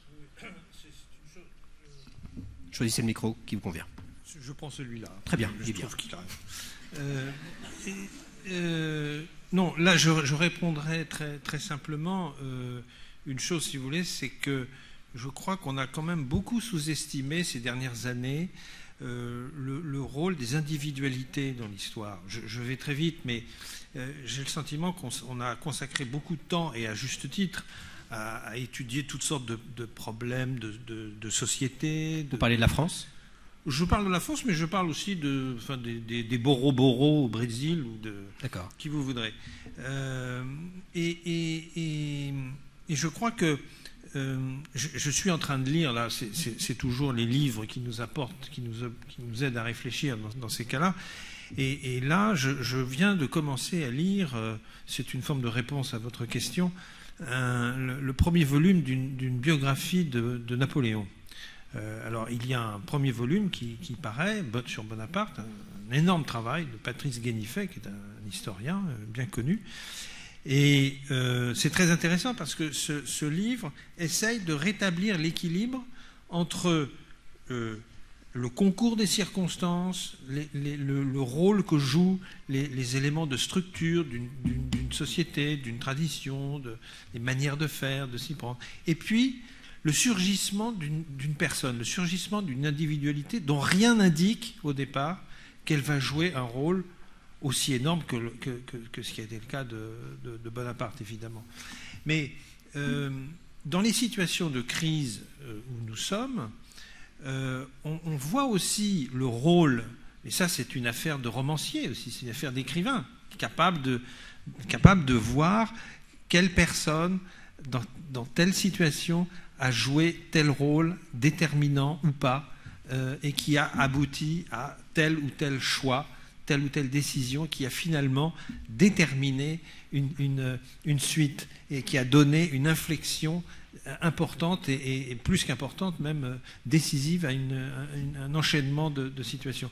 Alors, voilà, je trouve que dans les discussions qui ont lieu sur ces questions de crise économique, etc., il me semble qu'on néglige un peu, parfois trop, le rôle des personnes, des individualités. Je continue de penser qu'il est extraordinairement important. Voilà. Votre sentiment sur la question, François Baroin? Les individus sont trop négligés? Si je considérais que l'implication, le degré d'implication personnelle d'un individu, surtout dans le milieu politique, en responsabilité à la tête d'une ville, d'une collectivité locale ou de l'État, n'avait pas de sens, on ferait un autre métier et on laisserait ça à des automates, des machines, ou alors, comme le disait d'ailleurs Napoléon, c'est un pays qui peut fonctionner juste avec administration et sans élus. Et après se pose le problème de la représentativité, de l'incarnation, du choix et de la respiration démocratique. Donc je pense que oui, on peut évidemment, par son énergie, par sa compréhension des situations, par un processus de décision politique méthodique définissant un calendrier, des objectifs, une coordination des politiques internationales, infléchir l'ordre des choses. Philippe évoquait tout à l'heure ce qui a été fait en 2008. Il y a eu une volonté d'hommes et de femmes qui s'appellent des chefs d'État ou de gouvernement. Il s'appelle Obama, il s'appelle Merkel, il s'appelle Sarkozy, il s'appelle Zapatero, il s'appelle Socrates, il s'appelle Gordon Brown, à l'époque, de dire on a un problème, les banques ne se prêtent plus entre elles, le système s'effondre, donc les économies des gens vont disparaître. Donc la priorité, c'est de sauver les banques. Pas les banquiers, pas leur rémunération, le système qui est le cœur de l'alimentation de l'économie pour les particuliers comme pour les entreprises. Deuxième étape, l'économie est en train de s'effondrer. Certes, dans un pays comme le nôtre, les amortisseurs sociaux fonctionnent. C'est quoi les amortisseurs sociaux? C'est la préservation du pouvoir d'achat à travers les prestations sociales, les minimales, le versement des retraites ou les indemnisations chômage. C'est toute une série de prestations qui dépendent pour partie de cotisations obligatoires ou d'éléments de fiscalité, en tout cas de la contribution publique, pour financer des rémunérations et maintenir un niveau de pouvoir d'achat et donc soutenir la consommation. Mais ça ne suffira pas, il faut de la relance et donc l'État a injecté de l'argent économique. Si ces gens ne s'étaient pas rencontrés, ils étaient une dizaine et n'avaient pas coordonné dans l'urgence ces politiques publiques, la récession n'aurait pas été de 3 ou 4%, mais peut-être de 10 ou 12%, avec un effondrement et un système de crise économique pour lequel de dépression définitive de 10-15 ans, comme les Japonais peuvent le vivre aujourd'hui. Donc oui, je crois à l'implication personnelle, oui, je crois au degré de responsabilité, oui, je crois à la capacité de bouger les choses, mais dans un monde très complexe, dans un système très interconnecté, où toutes les réponses ne dépendent pas d'un seul homme, d'un seul pays, d'un seul gouvernement. Et ceci est d'autant plus important que, comme le disait tout à l'heure Myriam Revaud-Dallon, le fait que la tradition manque comme élément sur lequel on pouvait s'appuyer sans même y penser d'ailleurs. On savait que les rouages fonctionnaient et donc voilà, il y avait une sorte de permanence occupée. Comme ce n'est plus le cas aujourd'hui, beaucoup de choses reposent sur les épaules de la personne individuelle. Donc il y a un rôle de la volonté là qui est énorme, beaucoup plus important qu'autrefois, parce que c'est une implication personnelle. Si je n'y vais pas, alors, je ne peux pas compter sur le fait que la machine va faire le travail. Non. Encore faut-il y aller. Il faut y aller, oui. Philippe Chamelin, vous voulez réagir? Oui, je voulais réagir sur ce qu'a dit Myriam Revaud-Dallon, que j'ai trouvé très intéressant, parce que, au fond, elle introduit deux niveaux de crise. Et si je faisais une comparaison avec le caractère médical, la crise d'adolescence et la crise de l'homme ou de la femme mûre. Nous savons tous que nos chers petits, nous y sommes passés nous aussi, passent à un moment ou à un autre par une crise d'adolescence, boutonneuse, contestatrice, tout ce que l'on veut. Il en est de même des économies. Et c'est vrai que dans l'histoire, nous avons eu nos crises d'adolescence et qu'il y a encore un certain nombre de pays, notamment les pays émergents, qui connaissent ce type de crise. Le modèle, c'en est par exemple la crise asiatique de 97. La crise asiatique de 97, c'est une certaine forme de crise d'adolescence, puisqu'elle est la résultante d'une masse de déséquilibre et qu'elle donne lieu à un bon nettoyage et l'économie repart après. La principale victime de la crise de 97, c'était la Corée du Sud. La Corée du Sud est largement repartie. D'accord, la France n'étant plus une ado, alors justement, alors ça c'est première phase de crise. Nous avons devant nous une crise d'adolescence qui nous menace, qui est la crise chinoise. Pour moi, il était évident qu'un jour ou l'autre, la Chine, qui est un modèle intéressant, par moments, je me demande si le Parti communiste chinois n'est pas la version la plus achevée de la démocratie athénienne. Mais alors là, je ne vais pas rouvrir le débat. Bon, mais toujours est-il qu'un de ces jours... Vous avez failli le faire. Hein. Il y a tellement de déséquilibres dans la société, dans l'économie chinoise, etc., qu'il y aura, me semble-t-il, une crise. Je n'en connais ni le jour ni l'heure. Nous, c'est une autre affaire. Nous, on n'en est plus à la crise d'adolescence. Nous sommes... dans l'âge mûr. Même plus que l'âge mûr. Nous sommes quelque part, c'est Fukuyama qui l'avait dit après Hegel, nous sommes à la fin de l'histoire. C'est vrai que nous avons du mal à imaginer notre avenir parce que nous nous projetons dans le passé. Nous rêvons de la belle époque. La belle époque, elle n'était pas belle du tout. Ça veut dire qu'on est nostalgique ? Voilà, à l'époque où on lisait la Revue des Deux Mondes, on la lit toujours, mais à l'époque où la Revue des Deux Mondes était le grand carrefour des idées, mais où il n'y avait que 2 ou 3% de gens qui pouvaient la lire, qui étaient quelques rentiers proustiens à la manière de Swann. On a du mal à imaginer quels ont été nos projets, nos progrès, et aujourd'hui, notre crise, et à la limite, moi, je suis économiste, donc j'ai tendance à dire crise économique, la crise financière, elle est secondaire.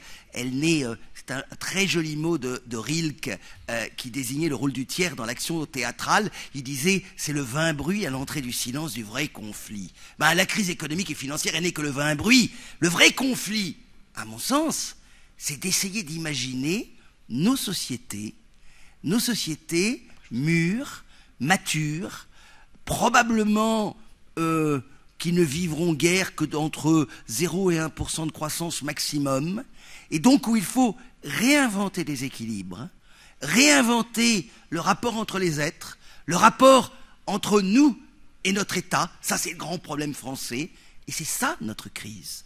Et c'est pour ça que, notamment dans le cas français, elle dure, et elle risque de durer assez longtemps, parce que les messages qu'envoient les Français sont contradictoires, que les politiques, parfois, manquent un peu de courage, parce qu'ils savent que quelque réforme que ce soit sera mal compris, mal interprété, et risque de les renvoyer au lendemain des votes. François Baroin, le politique, justement, au cœur de la crise en 2008, vous avez côtoyé tous vos homologues européens, ministres des Finances. Quelle était leur perception de la crise? Comment l'ont-ils appréhendée? Racontez-nous comment ça a été vécu entre les différents pays, comment la France s'est positionnée par rapport à ça. Bon, il a fallu, effectivement, vous avez raison, faire un état partagé du diagnostic de la réalité de ce qui était en train de se passer. Il a fallu ensuite parer au plus pressé dans des situations d'urgence, de décisions extraordinairement importantes, aux conséquences tout aussi importantes, et pour ma part, enfin en tout cas sur la partie au ministère des Finances, ça a été largement dominé par la question grecque, largement dominé par ces sommets de la dernière chance, largement dominé par des plans de soutien, et qui a reposé sur 2 idées. La première, convaincre les Allemands que la sortie de la Grèce de la zone euro était le début de l'éclatement de la zone euro, et donc il a fallu faire un travail de pédagogie et leur expliquer que ce qui s'est passé avec Lehman Brothers, ce serait, avec la sortie de la Grèce, la même crise puissance 10 000 ou 20 000, c'est-à-dire la part d'aventure que représente l'éclatement d'une zone monétaire et la disparition d'une monnaie. Et deuxièmement, ça a été évoqué tout à l'heure, aujourd'hui, alors ça va faire fuir M. Chouard, ou alors ça va le faire bondir encore plus, puisque je vous connais peu, mais je vous apprécie déjà beaucoup par le caractère très original de votre pensée. Donc j'imagine qu'un État aujourd'hui dépendant pour une large part du financement de ses politiques publiques de la part des marchés financiers, c'est vraiment l'agonie de l'apocalypse, enfin le truc épouvantable. Enfin même la bonne mère, à quelques encablures d'ici, est incapable de nous protéger de cette situation. Mais c'est un fait. Un pays comme la France emprunte environ 200 milliards aujourd'hui. Et sur ces 200 milliards, vous en avez, enfin cette année c'est 175, mais vous en avez 60% en moyenne, ou 65% qui sont placés sur les marchés. Les marchés financiers, c'est quoi? Ce sont des investisseurs. Donc, tout comme il existe des marchés aux fleurs, ou des marchés aux bestiaux, ou des marchés tout court, il y a un échange entre des gens qui ont besoin de financement et des gens qui financent. Et c'est donc lié sur un élément de confiance. Et nous avons vécu, au mois d'août 2011, une situation où tous les investisseurs, japonais, chinois, américains, tous les fonds de pension qui placent de l'argent, qui ont confiance dans les États, ont douté, 1, de l'unité de la zone euro, 2, de la solidité de la monnaie, 3, de la survie même d'un certain nombre d'États membres de cette zone euro. Donc on s'est efforcé de coordonner des politiques. Je dois dire que je suis satisfait d'avoir contribué modestement à ma place à la préservation de l'euro et de la zone euro, parce que ça aurait été la disparition des économies des gens. Et je dois dire que nous avons encore beaucoup de travail devant nous. Mais pour aller au cœur de la question qui est posée, pas simplement faire de l'économie des finances ou des vagues souvenirs d'anciens combattants, c'est pas une crise comme les autres. On parle, c'est vraiment, il faut en être conscient, une profonde mutation. On ne peut pas dire que c'est une crise avec une période de crête et une période de creux comme on l'a connue. Ça dure depuis 2007, on est en 2013. Et pour un pays comme le nôtre, moi j'aime bien Fukuyama, mais je le prends pour ce qu'il est, c'est-à-dire quelqu'un qui avait une théorie pour affirmer aussi une vision. Je ne crois pas évidemment du tout à la fin de l'histoire, et je trouve que c'est une prétention invraisemblable de la part des contemporains que d'annoncer pour les générations futures qu'il puisse y avoir une fin de l'histoire. Non, il faut croire au bonheur, c'est le projet politique collectif, il faut croire à la définition du progrès, mais il faut être conscient que le modèle sur lequel se sont appuyés la génération de mes parents, et peut-être encore un peu la mienne, c'est-à-dire faire porter en vivant à crédit le poids d'une dette à la génération qui suit, est quelque chose qui n'est plus tenable. Quand on sait que vous avez 20% des retraites qui sont financées par l'emprunt, c'est quelque chose qui n'est pas tenable. Quand vous voyez les évolutions des études, des relations entre générations, notamment sur le financement du système de retraite par répartition, il y a une vingtaine d'années, vous aviez 5, 6, 7% des jeunes qui considéraient quand même que ce système de solidarité entre les générations était douteux. Aujourd'hui, on est à près de 30%. Ça veut dire que derrière ce qui est en train de se dessiner, vous pouvez avoir une révolte de la nouvelle génération qui va demander un espoir, qui va se lever, mais sous une forme sur le thème « vous nous avez une situation qui n'est pas tenable ». Et vous pouvez prendre tous les pans de la société, 15 à 20% des boîtes de médicaments qu'on consomme aujourd'hui sont financées par l'emprunt. Le confort de notre quotidien, de la protection de notre santé actuelle, repose pour partie sur les épaules des générations qui suivent. 30 000 € de dette par tête de pipe. Aujourd'hui, elle repose sur la tête des enfants français aujourd'hui. Donc on a une responsabilité collective. Les politiques ont une responsabilité de prise de conscience de cette situation. Les intellectuels, les philosophes aussi, sur une évolution. Et le choix, il est assez simple. Soit on considère que notre modèle social doit être coûte que coûte préservé et finalement nous a bien protégés. Et bien dans ce cas-là, il faut trouver les moyens de le financer. Mais comme on ne peut pas le financer de la même manière qu'avant, il faut accepter de définir des consensus sociaux, politiques, droite-gauche. Ça se fait dans d'autres pays. Je veux dire, Mme Merkel, qui sort largement renforcée de cette crise, avec l'Allemagne, fait quand même une coalition avec ses adversaires irréductibles pour imaginer des réponses politiques avec la mise en place d'un salaire minimum, par exemple, avec une augmentation du soutien de la demande, de la consommation allemande, etc. Ça se fait droite-gauche. Quelque chose manque dans notre pays, c'est l'opposition systématique qui cristallise des positions, qui empêche probablement la définition de consensus qui servirait éventuellement l'intérêt général. Mais là, je m'élève au-dessus de ma condition et j'arrive sur le terrain de M. Chouard et de quelques autres personnalités éminentes, c'est-à-dire la part du rêve appliquée à l'action concrète. Est-ce que c'est aussi une forme de courage, finalement, ce à quoi faisait référence Philippe Chalmin? Est-ce que vous estimez parfois avoir manqué de courage en qualité de ministre? Bonne question. Je ne sais pas. Rétrospectivement, vous avez un peu de recul désormais. Depuis. Oui, j'ai un peu de recul, mais enfin, en même temps, moi, je crois au progrès, je ne regarde pas dans le rétroviseur. Donc, ce qui m'intéresse, c'est regarder devant. Maintenant, franchement, comme ministre du Budget, j'ai été amené à porter des mesures absolument épouvantables et j'ai fini goudron et plume auprès de certaines catégories socio-professionnelles du pays. Voilà, je l'accepte, ça fait partie de la mission. Est-ce que vous pensez que la classe politique française manque de courage, globalement? Gauche, droite Bon, en tout cas, je suis un être libre. Ma légitimité, elle dépend de la confiance que m'accordent les gens dans mon département. Je ne dois plus rien à personne. Je ne fais pas partie de ceux qui, dans ma famille politique, pour flatter les gens qui descendent dans la rue, considèrent que ce qu'on a fait était mal. Les positions d'une partie de mes amis politiques sur l'écotaxe me surprennent. Je considère que si on veut développer les infrastructures dans notre pays, c'est mieux de le faire payer par l'usager que par le contribuable qui n'en peut plus. Je considère qu'un partenariat public-privé est mieux qu'une délégation de services publics ou un marché public confié à des gens traditionnels compte tenu de l'ampleur. Je considère que, par exemple, porter sa voix quand on a été aux affaires, comme ça a été notre cas pendant 10 ans, sur le thème « il ne faut pas augmenter la TVA », est vraiment une forme de démagogie. car je considère que le problème dans notre pays, c'est une baisse du coût du travail. Mais comme on veut protéger notre modèle social, il faut trouver des assiettes fiscales à base large. Et les bases larges, assiettes fiscales les plus vertueuses, c'est quand même la TVA. Donc ça, je l'assume. Alors, voilà, vous voyez, ça, ce sont des sujets qui peuvent provoquer des remous parce qu'il y a une ambiance, mais il faut aussi faire de la pédagogie pour le plus grand nombre sur comment financer notre modèle social. Et donc, je maintiens les positions que nous avons eues, notamment sur la TVA sociale. Michel Crépu, vous avez écrit dans la Revue des Deux Mondes, Carrefour des idées, toujours d'actualité, réformer, c'est révolutionnaire. Quelle est votre confiance en la capacité à la France de se réformer et donc d'être révolutionnaire? Non, c'était un peu une boutade, évidemment, mais une façon de signifier que, contrairement à certains préjugés ou une certaine considération admise comme une évidence, l'Allemagne n'est pas le seul pays en Europe à détenir une culture de la réforme. Il y a aussi en France une culture de la réforme. La France ne se résume pas à la Révolution française, même si la Révolution française, l'événement de la Révolution, comme le disait tout à l'heure Myriam, est évidemment un événement décisif et qui détermine un avant et un après, bien évidemment, et que l'histoire de la France depuis cette période est hantée par cet événement, au point même qu'on est presque étonné encore aujourd'hui. Regardez encore l'histoire des bonnets rouges. C'est encore, j'allais dire, une métastase de cet événement.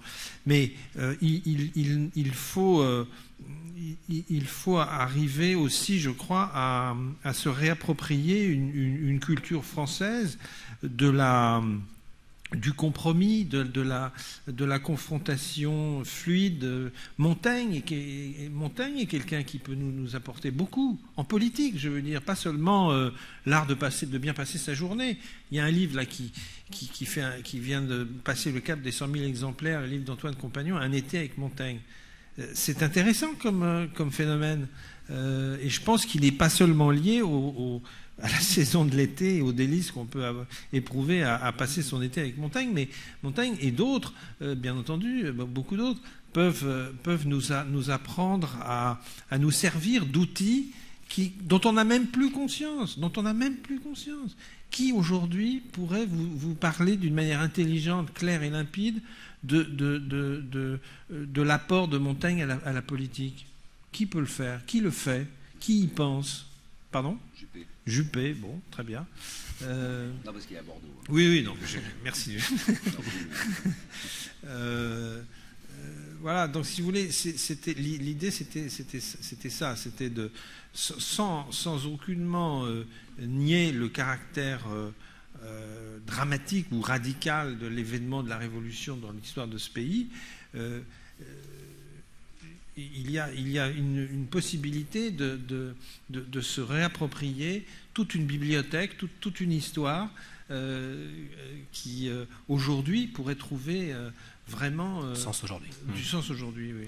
Oui, parce qu'encore une fois, la question n'est pas de se réfugier dans une tradition ou de se projeter dans un avenir chimérique, mais la question est de savoir comment on est de son temps, comment on sonne juste ou pas.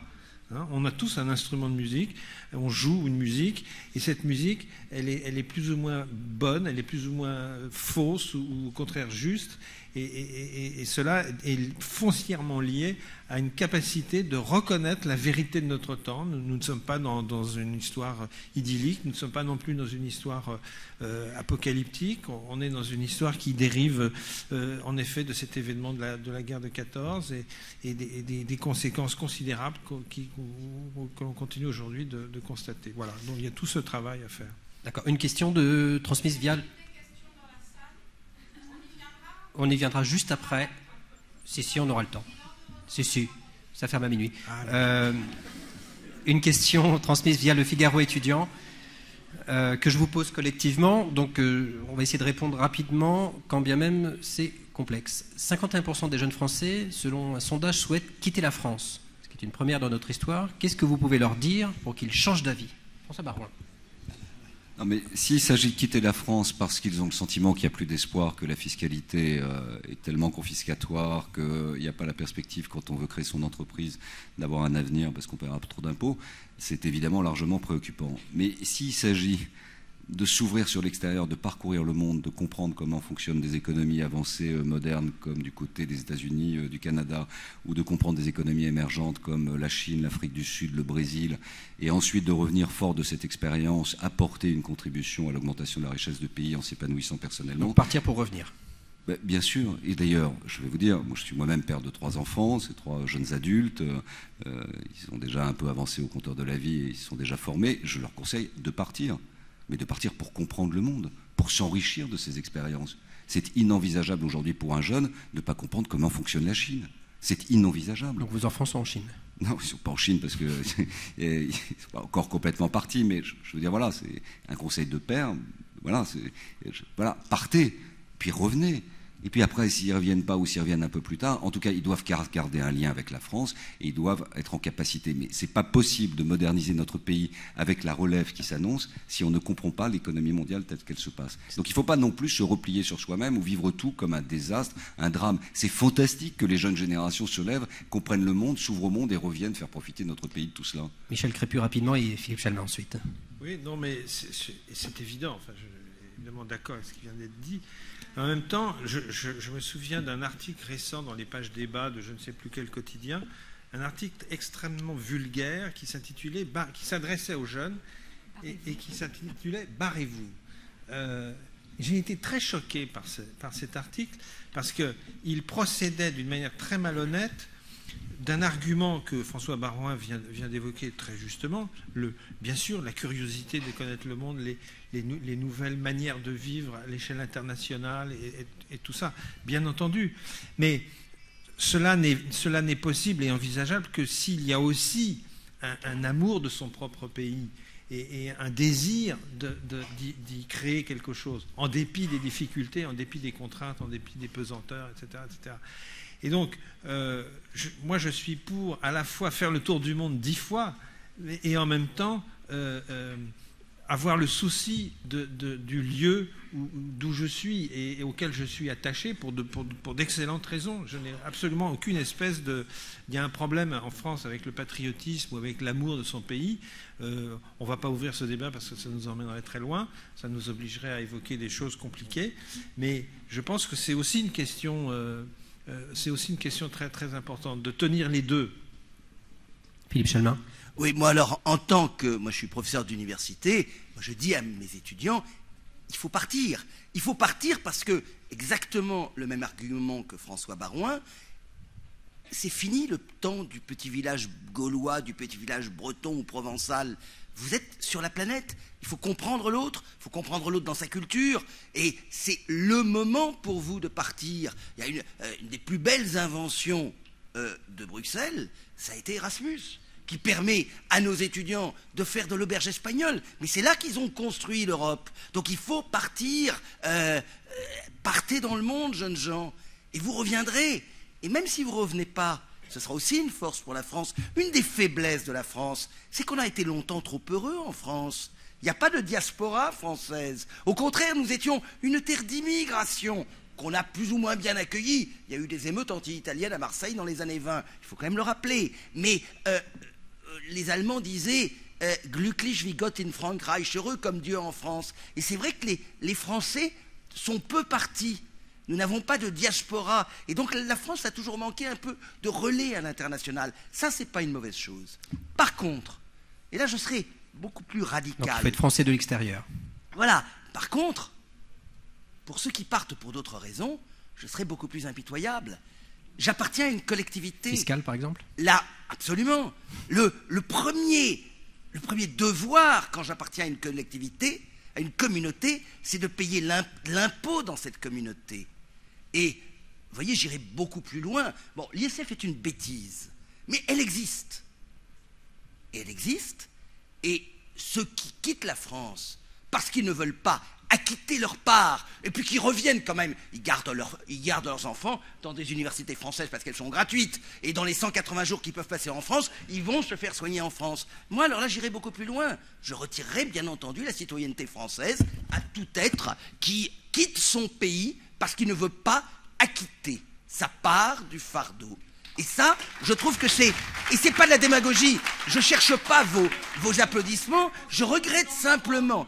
Je regrette simplement... Je ne suis pas français, je suis anglais, je suis français. L'Europe, c'est 29 pays. Ah bah, je peux me balader dans 29 pays. J'en conviens avec vous. Mais qui va payer, J'en conviens avec vous, monsieur. Je suis à New York pendant 9 mois, je fais de la diaspora française à New York. On n'est pas les fils de millionnaires, monsieur. Non mais, je vous parlais de ceux qui partent pour d'autres raisons. Il y avait un autre Barthois 1 qui avait relativement marqué les foules, souvenez-vous, l'année dernière. Alors, un mot à ce public vif et impatient de poser des questions. J'ai 3 questions très brèves qui appellent des réponses brèves à mes intervenants. C'est une gageure, mais vous allez tenter de le faire. Et ensuite, vous pourrez poser autant de questions que vous voudrez. Je vais vous poser la même question systématiquement à chacun d'entre vous. Dans votre domaine ou dans le monde, qu'est-ce qui vous fait peur? Qu'est-ce qui vous rend optimiste? Et que faisiez-vous quand vous aviez 20 ans? Notre auditoire est composé en grande partie d'étudiants. Donc, Étienne Chouard, qu'est-ce qui vous fait peur aujourd'hui? Qu'est-ce qui vous rend optimiste? Ce qui me fait peur, c'est que je vois les mêmes signes avant-coureurs de la guerre qu'on a observés avant les grandes guerres précédentes. Quand les plus riches parmi nous voient que les peuples commencent à gronder, ils font de la diversion avec la guerre. Lisez Guillemin, Henri Guillemin. C'est un rayon de lumière pour comprendre la permanence en fait de ce qui nous arrive. Et alors ça me fait peur parce que je vois pas comment on va faire pour résister à ça. Puisque les grandes guerres, ce sont les banquiers qui les veulent, ce sont les banquiers qui les financent, et c'est pas eux qui vont faire la guerre. Et ça va recommencer, et j'ai peur de ça. Et l'optimisme? L'optimisme, c'est quand je fais des ateliers constituants et que je vois que les gens comprennent à toute vitesse qu'ils peuvent très bien écrire eux-mêmes la Constitution, que c'est pas du tout réservé à des spécialistes, qu'il est urgent que ce soit pas des professionnels de la politique qui écrivent la Constitution. Il faut enfin que ce soit nous qui écrivions les règles de contrôle de façon à ce qu'il y ait de vrais contrôles institués, parce que pour l'instant, ce sont les hommes au pouvoir qui écrivent les règles du pouvoir, et c'est ça notre drame. Et le fait de voir que les gens sont en train de s'approprier cette idée-là sans avoir besoin, en ayant envie de ne plus être représentés, pour ne plus être des enfants politiques. On voudrait devenir des adultes. Je ne sais pas si un élu... Il me semble qu'un élu qui est généreux, dévoué, bien intentionné, il doit comprendre ça, que les électeurs se sentent infantilisés dans leur situation d'électeurs, parce que quand vous nous réduisez à désigner des maîtres, quand vous réduisez la politique pour nous à simplement désigner des maîtres qui vont tout décider à notre place pendant 5 ans, sans qu'on puisse rien changer, c'est désespérant, c'est infantilisant. Dites-moi ce que vous faisiez à 20 ans. Je suis désolé, je vous coupe, mais le public veut poser beaucoup de questions. Et à 20 ans, mais ça n'a aucun intérêt. Ce que je faisais à 20 ans, j'étais étudiant en droit. D'accord. Michel Crépu, qu'est-ce qui vous fait peur? Le préjugé. Qu'est-ce qui vous rend optimiste? C'est court, ça, c'est bien. La curiosité. D'accord. Que faisiez-vous à 20 ans? Mon service militaire. Très bien. Myriam Revaud-Dallon. Qu'est-ce qui vous fait peur? Ce qui me fait peur, c'est la montée du racisme, de la xénophobie. C'est que l'on compare Christiane Taubira à une guenon à qui on donne à manger des bananes, que ses opinions se banalisent et que maintenant circulent dans le domaine public des expressions qui, au lieu d'être tenues pour des délits, sont tout simplement considérées comme des opinions. Ce qui me rend optimiste, c'est la curiosité insatiable de mes étudiants, leur éveil sur le monde, leur capacité à s'investir dans des activités qui ne sont pas forcément des activités politiques traditionnelles, mais qui montrent leur implication dans la société et qui font que les étudiants de Sciences Po, aujourd'hui par exemple, puisque c'est là que j'enseigne, ne peuvent pas être considérés simplement comme des nantis. Et quand vous aviez 20 ans? J'étais en mai 68. D'accord. François Barouin, qu'est-ce qui vous fait peur? Rien. Hop.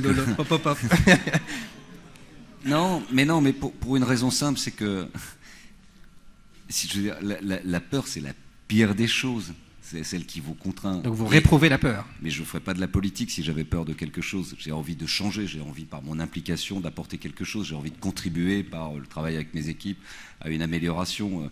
Moi, je tiens en très haute estime le service de l'État, je tiens en très haute estime le service de ma ville, je tiens en très haute estime le suffrage universel, je tiens en très haute estime la confiance qu'on m'accorde. Et on ne peut pas stabiliser la confiance si, sous une forme ou sous une autre, vous donnez l'impression que vous avez peur de quelque chose. On ne peut pas avoir peur. peut être déterminé, on peut travailler beaucoup, on peut être courageux, on peut considérer que la tâche est difficile, mais on ne peut pas avoir peur. Donc c'est un sentiment que j'écarte, non pas d'un revers de la main, qui n'est pas une prétention, et si j'ai des peurs et qu'elles sont intimes, je les garde pour moi. Et c'est aussi la mission du politique, d'offrir ce visage, me semble-t-il, de solidité et de confiance. Et l'optimisme? Un peu les mêmes raisons, c'est-à-dire l'envers de la même à changer les choses. Mais oui, mais regardez devant. Voilà. Il y a eu des situations bien pires que celles dans laquelle nous sommes trouvés. Il me semble que les périodes de guerre, des générations qui les ont connues, doivent nous amener à quand même un peu plus d'humilité. On est dans un pays démocratique, libre. Il y a des difficultés, des tensions, des ouvertures, mais c'est un pays libre, protecteur, ultra développé, qui est envié par beaucoup d'autres pays, sur lesquels reposent beaucoup d'atouts.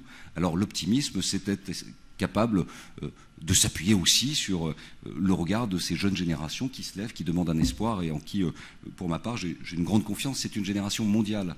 C'est McLuhan qui évoquait le village planétaire. La génération qui arrive du fait du Facebook, de Twitter et du reste a une conception mondiale de la solidarité. Donc aura un regard mondial et donc apportera les réponses adaptées. Et enfin, ce que je faisais à 20 ans, 85, ça reste encore la période de la fin bizarrement des 30 glorieuses, où il y a certes du chômage qui monte, il n'y a pas le sida, et il y a quand même une jeunesse qui ne grandit pas avec ces interrogations. Précisément, vous faisiez quoi à 20 ans? J'étais dans mes études. D'accord. En prépa. Philippe Chalmin, qu'est-ce qui vous fait peur? La peur des autres. La peur des autres qui se manifeste par des blocages, par une ineptie qui s'appelle le principe de précaution, par le diktat aussi d'un certain nombre d'idéologies, et notamment de l'idéologie verte dominante aujourd'hui. C'est tranché. Qu'est-ce qui vous rend optimiste? La révolution industrielle que nous vivons, l'émergence d'un certain nombre de pays, le fait de pouvoir imaginer qu'au XXIe siècle, nous arriverons à ce que 10 milliards d'hommes trouvent un certain équilibre. Que faisiez-vous de vos 20 ans? Ou pas 20 ans? Je rêvais de la révolution.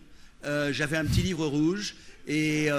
cours camarade, le vieux monde est derrière toi. Intéressant. Alors ça d'ailleurs, je signale, parce que nous on est quand même un peu des anciens combattants, la grande différence entre la crise de 74 et celle de 2008, c'est qu'en 74 nous pouvions imaginer d'autres idéologies, alors qu'en 2008 le seul bouquin que tout le monde a lu, malheureusement, c'est Indignez-vous.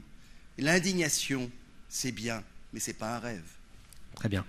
Quelques questions au public. Je vais vous demander à faire en sorte que vos questions en soient des vraies questions plus que des commentaires. Il nous reste quelques minutes. Le débat est en théorie terminé, mais j'ai entendu l'expression. Il y a une personne... Oui.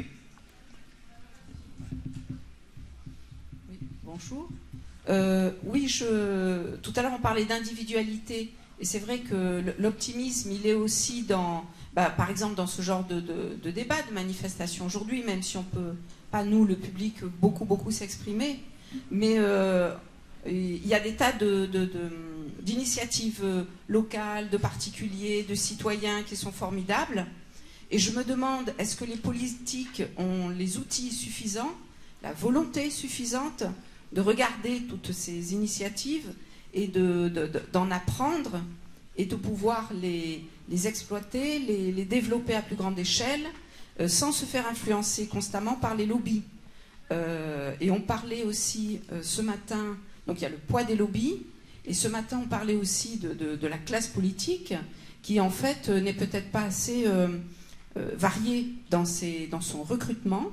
Tout à l'heure, dans un autre débat, celui qui précédait dans une autre salle, c'était surtout des scientifiques qui intervenaient, et qui signalaient qu'il n'y avait pas non plus de scientifiques, pratiquement pas de scientifiques qui faisaient de la politique. Donc voilà, moi c'est ma remarque, pas assez de recrutement divers. François Baroin. Je suis désolé, il y a des questions qui... le débat est fini. Non, vous répondrez. C'était une méthode un peu brutale, un peu guillotine, mais enfin... je ne sais pas quoi vous répondre. Je peux vous répondre pour moi. Sur les responsables politiques et les modes de recrutement, il n'y a pas assez de scientifiques. Bon, je ne sais pas ce qu'on appelle un scientifique. Il y a des polytechniciens, il y a des normaliens. C'est vrai que peut-être la rationalité des scientifiques n'est pas tout à fait adaptée à l'application de la mise en œuvre de politiques publiques. En tout cas, il y a des gens, je pense que politique, c'est pas un métier, c'est quand même un service, et d'une certaine manière, il n'y a pas de formation, n'importe qui peut le faire, à la condition de savoir ce qu'il a dans le ventre et au fond des tripes. Après, c'est une question de force de conviction et de tempérament. Donc je pense que quand même la politique, c'est d'abord et avant tout un tempérament. Après, c'est les gens qui choisissent. Voilà, c'est quand même la force aussi de ce recrutement, c'est que c'est les gens qui poussent aussi des gens, d'autres à les représenter. Après, sur la capacité de s'inspirer d'un bon modèle qui sert ensuite de référence, oui, je pense que là aussi, il n'y a pas de généralité, pas d'amalgame. Vous avez des politiques qui sont passionnés, qui écoutent, qui sont à la disposition d'acteurs économiques, associatifs, et quand il y a une bonne idée, on essaie de le proposer. Je crois vraiment qu'il y a des expériences un peu partout qui montrent que quelqu'un peut monter une association, avoir une idée, trouver un financement public. Au fond, le rôle des politiques dans une ville comme à Marseille ou ailleurs, ou au niveau de l'État, c'est peut-être plus facile sur des territoires, c'est quand même juste de créer les conditions de développement pour que chacun puisse exprimer et vivre son bonheur. C'est vrai sur le plan économique, c'est vrai sur le plan associatif. Voilà, c'est pour ça qu'au final, et ce sera ma réponse personnelle, c'est que la partie la plus intéressante de l'action politique, c'est celle qui consiste à diriger une ville. Parce que vous êtes en lien avec une équipe de fonctionnaires, avec des élus, vous êtes en lien avec une population et vous êtes jugé sur ce que vous faites. Et si vous êtes reconduit, vous avez beaucoup plus de satisfaction à travers la gestion municipale parce que c'est un corps collectif qui se déplace ensemble sur la définition de projets qui ont pu être partagés en commun. Une dernière question brève, oui. S'il y en a. Oui, bonsoir. Oui. Bonsoir. Bon, en fait, moi, je voulais parler de la crise. Ah ouais. Moi, je voudrais savoir comment on peut sortir de la crise lorsqu'il y a 85% de l'impôt qui sert à régler une dette que les financiers ont décidé, avec la complicité un petit peu des politiques, depuis Pompidou, il me semble, parce qu'il me semble que la dette française jusqu'à Pompidou était plus ou moins stable, et elle n'a fait que grimper depuis sa décision d'emprunter sur les marchés financiers plutôt que d'emprunter à la Banque centrale. Philippe Chalmin. Bon, écoutez, je ne dirais pas que... sortez un peu de cette idée du grand complot dans lequel une sorte d'oligarchie plutocratique contrôlerait le monde en faisant de nous et des politiques des sortes de marionnettes. Je crois que c'est à la fois plus compliqué et plus simple. Là où vous avez raison, c'est de vous poser la question. Alors moi, je vais me faire un peu de pub. Vous trouverez mon dernier petit bouquin là-haut. Il s'appelle Crise 29-74-2008. Et c'est vrai que je me demande comment on est sorti des crises précédentes et comment, éventuellement, on peut sortir de celle de 2008. Crise de 29, c'est pas compliqué. Je suis assez d'accord avec M. Chouard. La seule manière de sortir de la crise de 29, ça a été la Seconde Guerre mondiale. Alors, heureusement, je ne crois plus en ces temps-là. La crise de 74, on en est sorti par de l'inflation et par un énorme virage politique qui a été les années Thatcher, Reagan, Mitterrand. Je dis Mitterrand, hein. Oui. Excusez-moi, monsieur. Ouais. J'ai posé une question, il me semble, qui était simple. Ouais. Comment on sort de la crise? Non, la question, c'était par rapport à la politique de M. Pompidou, d'accord, d'emprunter sur les marchés financiers plutôt qu'à la Banque centrale. Depuis ce revirement, dites-moi si je me trompe, mais la dette publique française n'a fait qu'augmenter. Peut-être si tu le permets, Philippe, il y a un contre-exemple, l'économie japonaise.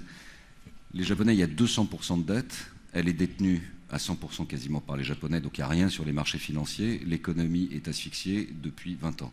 D'accord. Et voilà. Concernant l'Islande? Bon, alors ça c'est encore autre chose. Oui. Non mais il faut, juste pour aller à l'essentiel, c'est pas parce que la France a 95% de dette qu'elle doit réduire à zéro sa dette dans les 3 années qui viennent. Les critères, c'est 60% de dette. Tout comme un ménage, tout comme une entreprise, la dette, l'emprunt, c'est vertueux. C'est une confiance en soi, c'est une confiance en l'avenir, mais il faut faire dans les proportions responsables. Là, on a un seuil qui est un point d'inflexion qui nous amène à une part d'aventure. Donc il faut à la fois la réduire nos déficits. Il ne faut pas confondre les déficits et la dette non plus. Les déficits publics, c'est l'addition des 3 sources de dépenses publiques, l'État, les collectivités locales, la sécurité sociale, qui sont dans tous ces étages déficitaires et produit chaque année de la dette en plus. Donc c'est pour ça qu'on doit penser aux générations qui suivent. Donc 60% de dette, c'est quelque chose d'acceptable, il y en a 35 en trop, et 0% de déficit, ça c'est la norme, et c'est ce vers quoi on va s'orienter à l'intérieur de la zone euro dans les 4 à 5 années qui viennent. Mais pour en sortir et pour liquider le stock, rien ne vaut l'inflation. Ça, ne vous faites pas d'illusions. Je vais devoir... Le peuple islandais, excusez-moi, juste une certaine... Le peuple islandais a refusé, d'accord, de rembourser la dette aux banques mondiales, d'accord. Ils ont mis certains hommes politiques de ce pays en prison, d'accord. Excusez-moi, je vais devoir vous interrompre parce que les intervenants doivent repartir, donc ça va être hélas le mot de la fin. Je vous remercie pour votre attention et je vous souhaite une bonne soirée. Le meilleur est à venir. C'est quoi ce truc du meilleur est à venir? C'est le slogan des journées, là? Merci. Non, c'est ça. Ah, c'est le vôtre. Ouais. À bientôt. Bon, à bientôt.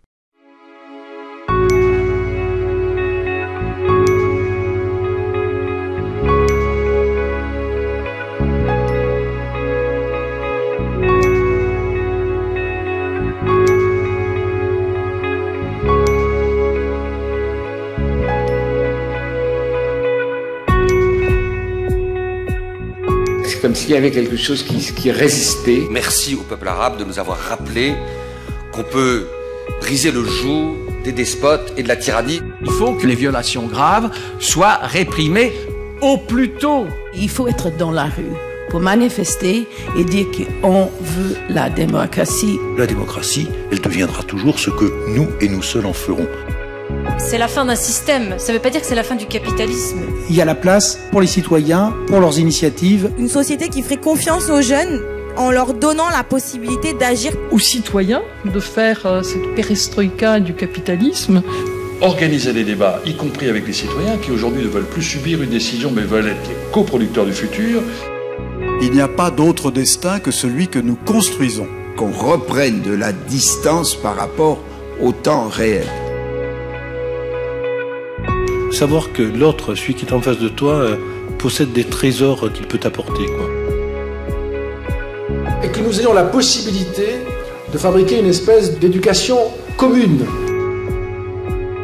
Nous sommes sur une planète miraculeuse. Il est temps aujourd'hui d'éviter d'en faire un supermarché, un champ de bataille. Nous dégustons 2 kilos de pesticides et d'insecticides par an. On devient fou. Il n'y a pas d'humanité, il n'y a pas d'homme avec un grand H, il n'y a pas de société sans culture. Le meilleur environnement pour l'homme, c'est sa création. Changer le monde, c'est le changer pendant 1 heure, 1 heure et demie, reculer un peu le désastre. La moitié de l'humanité rêve de ce qui s'est passé et de ce qui se passe chez nous. Croire au progrès, c'est croire que le futur peut être différent du présent. Et la seule façon d'y parvenir, c'est de se poser des questions. Aujourd'hui, et pas seulement à ce qui pourra advenir demain si nous nous mettons d'accord sur un changement de système.